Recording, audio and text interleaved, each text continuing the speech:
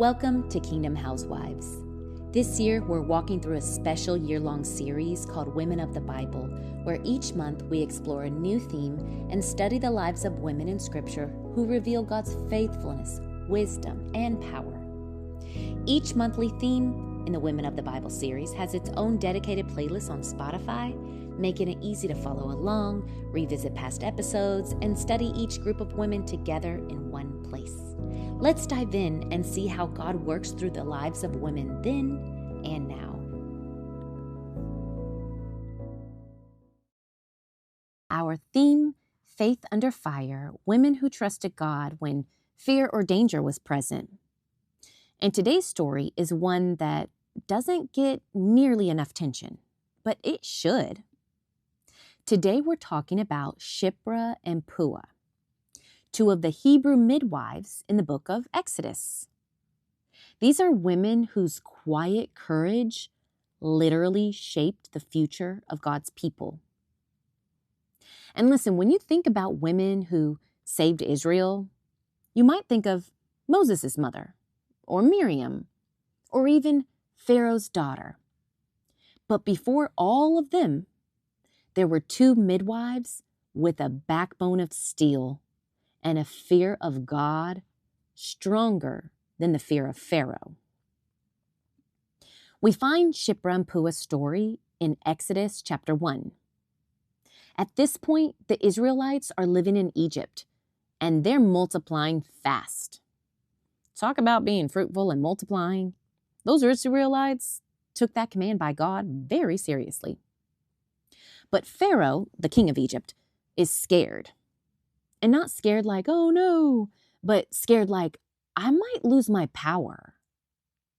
In Exodus chapter 1, verses 9 through 10, it says, Pharaoh told his people, behold, the people of Israel are too many and too mighty for us.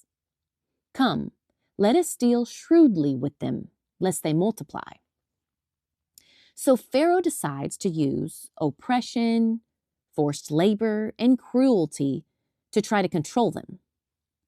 But the Bible tells us in Exodus 1:12, but the more they were oppressed, the more they multiplied, and the more they spread abroad. You cannot crush what God is growing. So, Pharaoh escalates. Pharaoh calls in two Hebrew midwives, Shiprah and Puah, and gives them horrifying order. In Exodus 1:16, it reads, when you serve as midwife to the Hebrew women, if it is a son, you shall kill him. But if it's a daughter, she shall live. This was state-sponsored murder.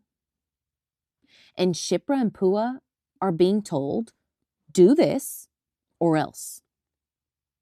This is faith under fire. If they obey Pharaoh, they disobey God. If they obey God, they risk their lives. Shiprah and Puah choose to obey God. And here's the line that changes everything. In Exodus 1:17, it reads, but the midwives feared God and did not do as the king of Egypt commanded them, but let the male children live. They feared God more than Pharaoh. Let that sink in. Pharaoh had armies. God used Shiprah and Puah, and that was enough. So Pharaoh realizes baby boys are still being born.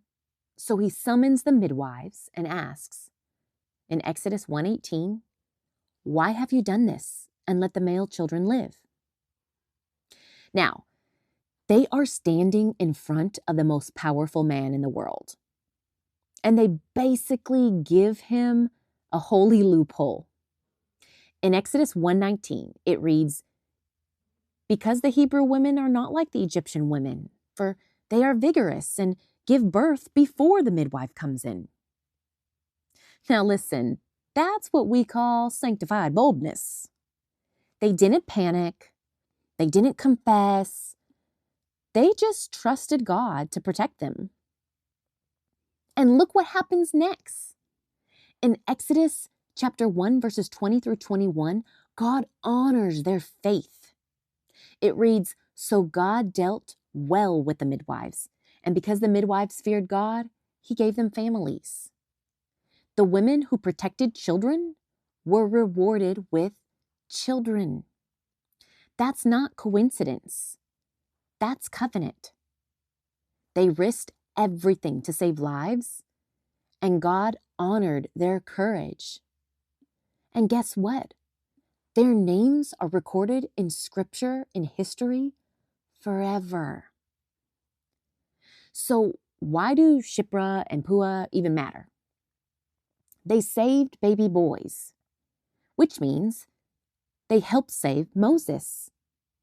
And that means they helped deliver Israel, which means their obedience affected generations, all because they feared God.